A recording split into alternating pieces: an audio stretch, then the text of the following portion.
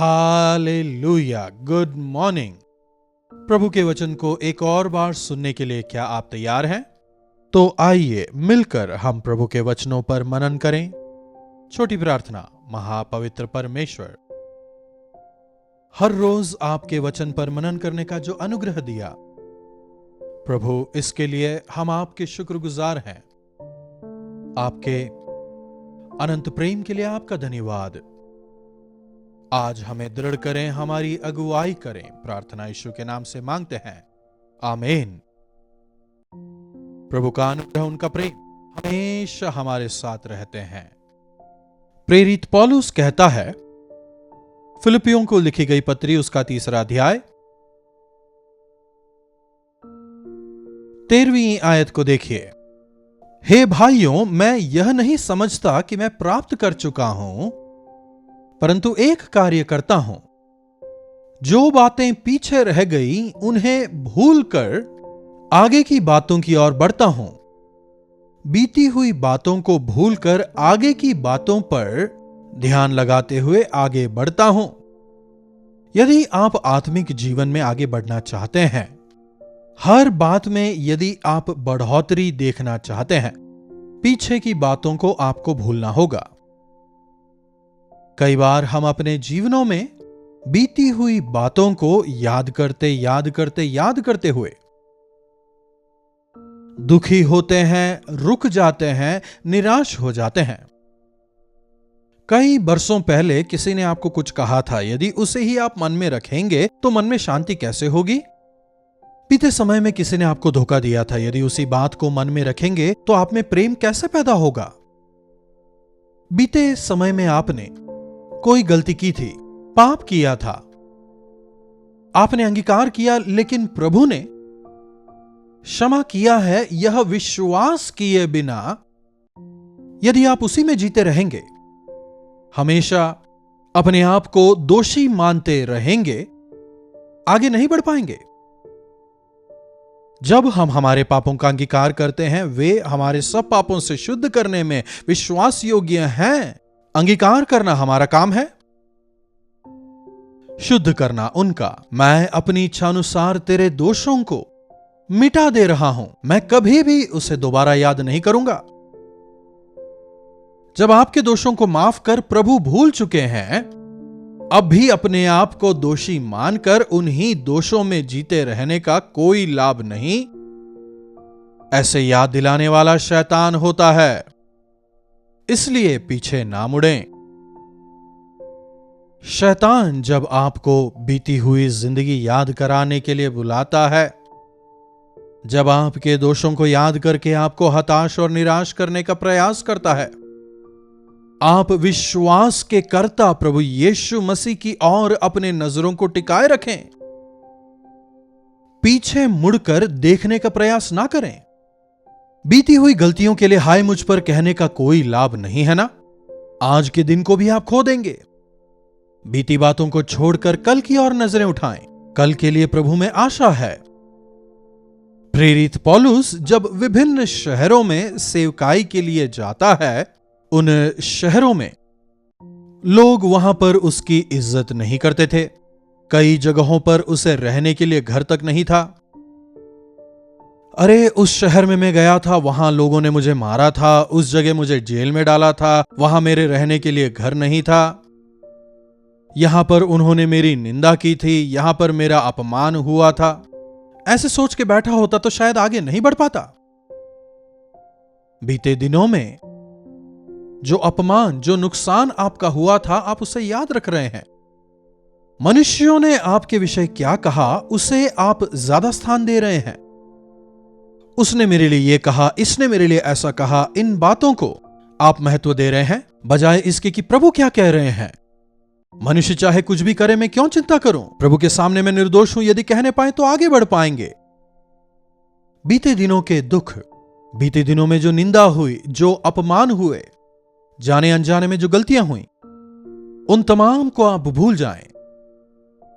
आगे बढ़ाने के लिए, आपको क्षमा करने के लिए, आपको अपनाने के लिए, आपका दुलार करने के लिए प्रभु तैयार बैठे हैं। बीती बातों को भूलकर आने वाली बातों के लिए मैं तत्पर रहता हूं। पुराने नियम में यूसुफ की कहानी हम सभी जानते हैं। बचपन से ही यूसुफ ने काफी संघर्षों का सामना किया। परिवार में ही संघर्ष, भाइयों के साथ में संघर्ष, बड़े भाइयों से वो कुछ भी कहता वे लोग मजाक उड़ाते। परमेश्वर ने मुझे दर्शन दिया कहता है तो मजाक उड़ाते हैं। परमेश्वर मुझसे बात करते हैं कहता है तो निंदा करते हैं। केवल उसके भाई वगैरह ही नहीं, लेकिन यहां तक कि उसके पिता तक को उसका ख्याल नहीं था। उतना ही नहीं, उसे अपमानित करके न केवल उसके हाथ पैर बांधकर गड्ढे में फेंक देते हैं, बल्कि व्यापारियों को उसे बेच देते हैं। मिस्र में भी काफी संघर्ष वो करता है। लाड़ प्यार से पला हुआ लड़का वहां गुलाम होकर रहता है। लाड़ प्यार से पले बड़े लड़के का गुलाम होकर जीना कितना मुश्किल होगा। लेकिन उन संघर्षों के बीच में भी विश्वास करता है कि परमेश्वर मेरे साथ हैं। वहां पर भी निर्दोष होने के बावजूद भी उसे कारागृह में डाला जाता है। कारागृह में रहकर राजा के सेवकों से वो वहां मिलता है। उन सेवकों ने जो सपना देखा था उसके अर्थ को बताता है। उनसे कहता है जब तुम बाहर जाओ तो मुझे याद रखना। 2 साल तक वे भी भूल जाते हैं। अंततः क्या होता है? परमेश्वर की महायोजना के अंतर्गत कारागृह से यूसुफ जो है एक दिन बाहर निकाला जाता है। राजा के सामने प्रस्तुत किया जाता है। राजा के स्वप्न के अर्थ को वो बताता है। फिरौन कहता है इस कार्य को तू ही क्यों ना करे। 7 साल अच्छी खेतीबाड़ी होती है, उसे इकट्ठा करता है और अकाल के दौरान उन्हीं फसलों का वितरण वो करता है। सब कुछ तू ही क्यों ना संभाले। फिरौन उससे कहता है, उत्पत्ति 41वां अध्याय 40वीं आयत देखिए, इस कारण तू मेरे घर का अधिकारी होगा और तेरी आज्ञा के अनुसार मेरी सारी प्रजा चलेगी और केवल राजगद्दी के विषय में मैं तुझसे बड़ा ठहरूंगा। फिर फिरौन ने यूसुफ से कहा, सुन, मैं तुझे मिस्र के सारे देश के ऊपर अधिकारी ठहरा देता हूं। 46वीं आयत के अनुसार उसकी उम्र तब करीब 30 साल की थी।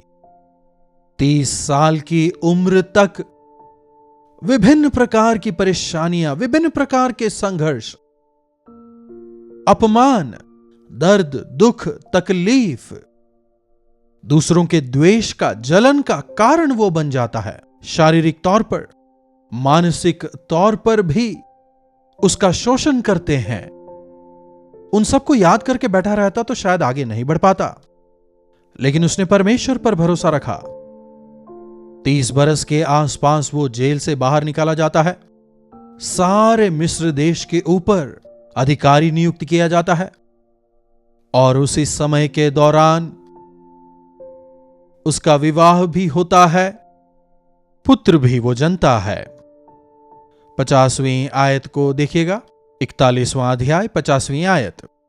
अकाल के प्रथम वर्ष के आने से पहले यूसुफ के 2 पुत्र ओन के याजक पोतीपेरा की बेटी आसनत से जन्मे और यूसुफ ने अपने जेठे का नाम यह कहकर मनश्शे रखा कि परमेश्वर ने मुझसे सारा क्लेश और मेरे पिता का सारा घराना भुला दिया है। परमेश्वर ने मेरे सारे क्लेश को और मेरे पिता के घराने से मिले दुख को भुलाने जैसा कर दिया है। कहते हुए अपने बेटे का, अपने पहले बेटे का मनश्शे नाम रखता है, अर्थात भूलना। और दूसरे का नाम उसने यह कहकर एफ्रेम रखा कि मुझे दुख भोगने के देश में परमेश्वर ने फुलाया फलाया है। दुख भोगने के देश में परमेश्वर ने फुलाया फलाया है। एफ्रेम का मतलब उन्नति। तेरे दुख के दिन अब समाप्त हुए।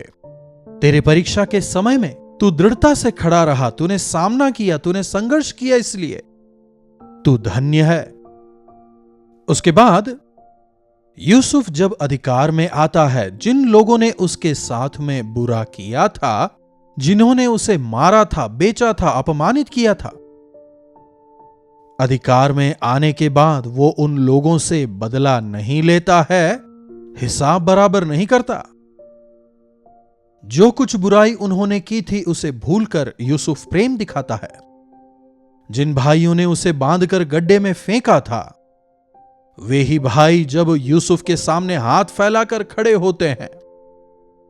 अब यूसुफ जो कि मिस्र देश का प्रधान है, एक समय जिन भाइयों ने उसे मारा था, वे भाई जब उसके सामने आते हैं, उनका अपमान नहीं करता, उन्हें नीचा नहीं दिखाता, हिस्सा बराबर नहीं करता।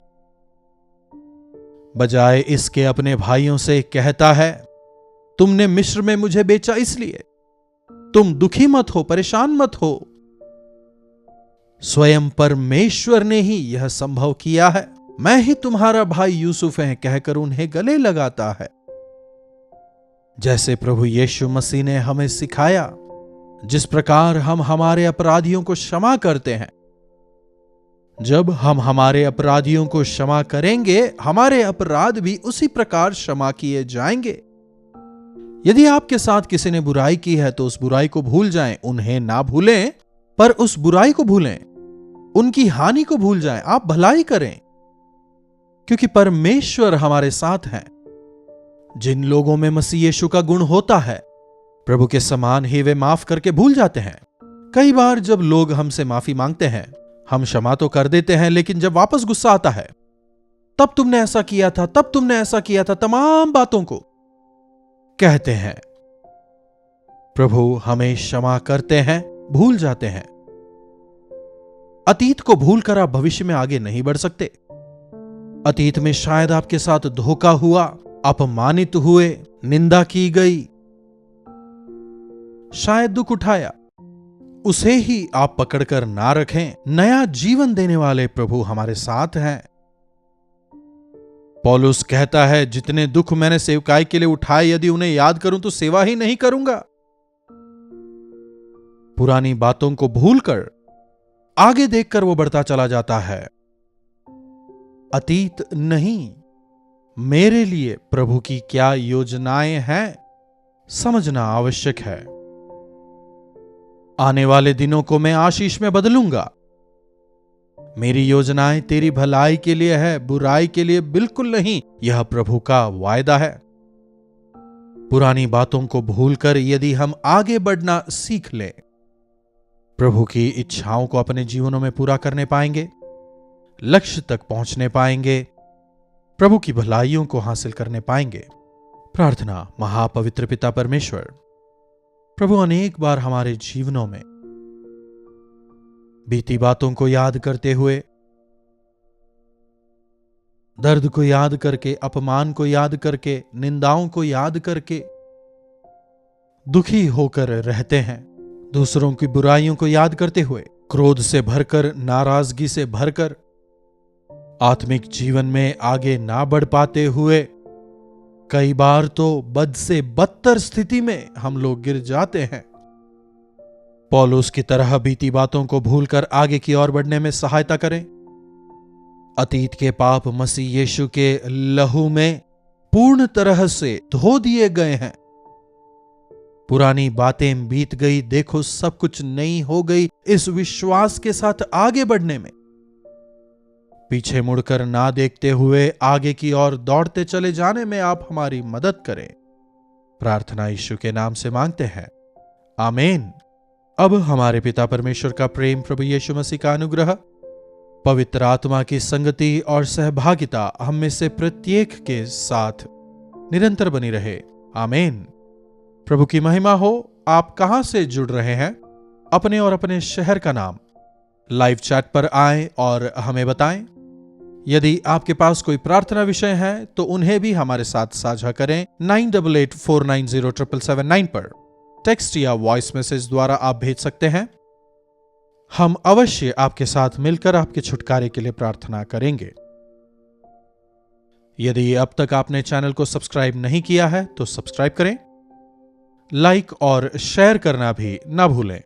प्रभु आप सबों को आशीष दें।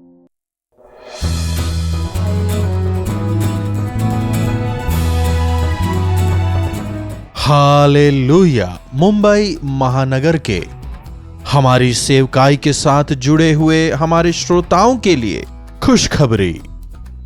प्रभु की इच्छा हुई तो अक्टूबर 30 तारीख को गोरेगांव में और 31 अक्टूबर को धारावी में एक दिन के गेट टुगेदर का हम आयोजन कर रहे हैं। हर रोज दैनिक मनन और टीवी कार्यक्रमों के द्वारा हमसे जुड़ने वाले श्रोताओं के साथ हम सीधे मिलना चाहेंगे, व्यक्तिगत तौर पर आपके लिए प्रार्थना करने हम चेन्नई से मुंबई आ रहे हैं। मुंबई में चाहे आप कहीं भी रहते हो, आपकी सुविधा के लिए इस बार हम 2 जगहों पर, गोरेगांव ईस्ट में, वैसे ही सायन धारावी में 2 जगहों पर अक्टूबर 30 और अक्टूबर 31 को शाम के 6 बजे से लेकर 10 बजे तक इस 1 डे मीटिंग का आयोजन हम कर रहे हैं। आइए अपने परिवारजनों को, मित्रों को लेकर के आए, परिवार समेत आए। परमेश्वर महान चमत्कारों को हमारे बीच करेंगे। ऐसे विश्वास के साथ आए, हमारी एक एक समस्या का समाधान प्रभु करेंगे। ऐसी एक आशा के साथ में आप अवश्य आए।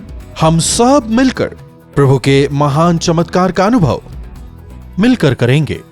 अपने निकटतम स्थान पर आप आ सकते हैं, दोनों जगहों पर आ सकते हैं तो और भी बेहतर होगा।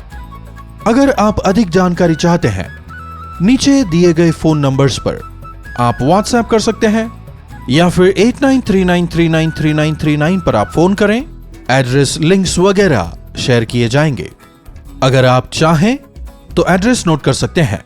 गोरेगांव ईस्ट के वेन्यू की जानकारी, Pragya Bodhini school hall, JP Nagar, behind Sonal apartments, near post office, Goregaon east, Mumbai.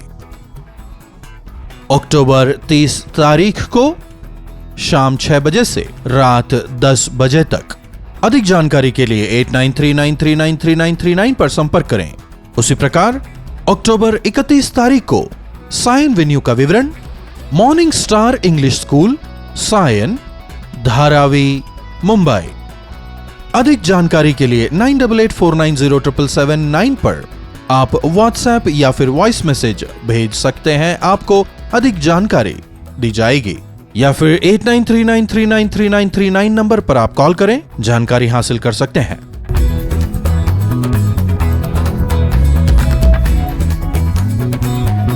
आइए परमेश्वर से चमत्कार की उम्मीद करें।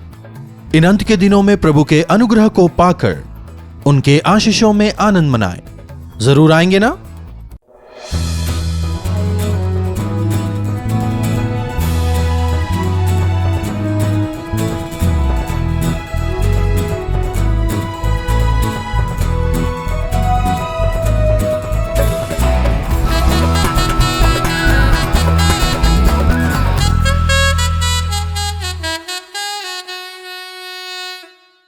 कल्वरी दर्शन, ये है प्रेम के दर्शन, यीशु प्रेम के दर्शन।